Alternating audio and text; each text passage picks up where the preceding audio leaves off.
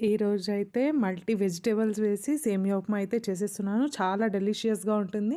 And ముందుగా సేమియాని అయితే నెయ్యి వేసేసి ఫ్రై చేసుకుంటున్నాను. అరోమా బావుంటుంది.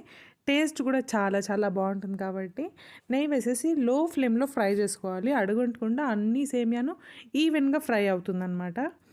సో, మంచిగా ఫ్రై అయిన తర్వాత దీన్నైతే సెపరేట్‌గా తీసి పెట్టుకొనేయాలి. మళ్ళీ కొంచెం నెయ్యి, కొంచెం ఆయిల్ వేసుకొని సాస్‌లో శనగబెడలు వేసుకుంటున్నాను. నచ్చితే శనక్కాయ గింజలు కూడా వేసుకోవచ్చు. నేనైతే స్కిప్ చేసేస్తున్నాను.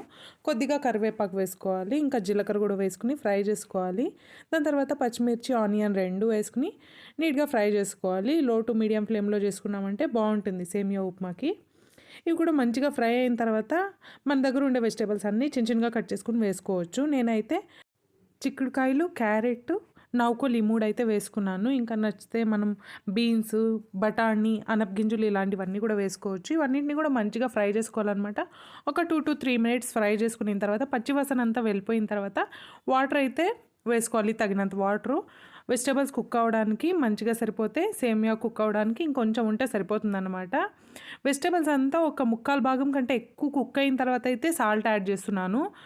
ముందుగానే సాల్ట్ వేసేసామంటే కూరగాయలు మంచిగా ఉడకవనమాట. చాలా టైం తీసుకుంటుంది.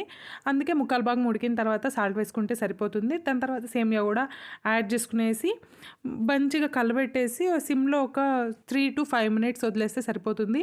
ఈవెన్‌గా కుక్ అయ్యి ఉంటుంది. పలుకులు పలుకులుగా కూడా ఉంటుంది. చూడండి ఎంత బాగా కనిపిస్తోందో కదా! సో, దీంతో కూడా చాలా వెజిటబుల్స్ ఉన్నాయి కాబట్టి చాలా హెల్త్‌కి మంచిది. ఇప్పట్లో చాలా ఎండలు ఎక్కువ కాస్తున్నాయి కాబట్టి మా పిల్లోడైతే దోసకాయలే పెట్టమన్నాడు. ఇంకా 2 పోర్షన్స్‌కి కూడా దోసకాయలు పెట్టేసి సేమియా ఉప్మా అయితే యాడ్ చేసేస్తున్నాను. మీకు గనుక నచ్చుంటే తప్పకుండా లైక్ చేయండి. ఛానల్‌కి సబ్స్క్రైబ్ చేయండి.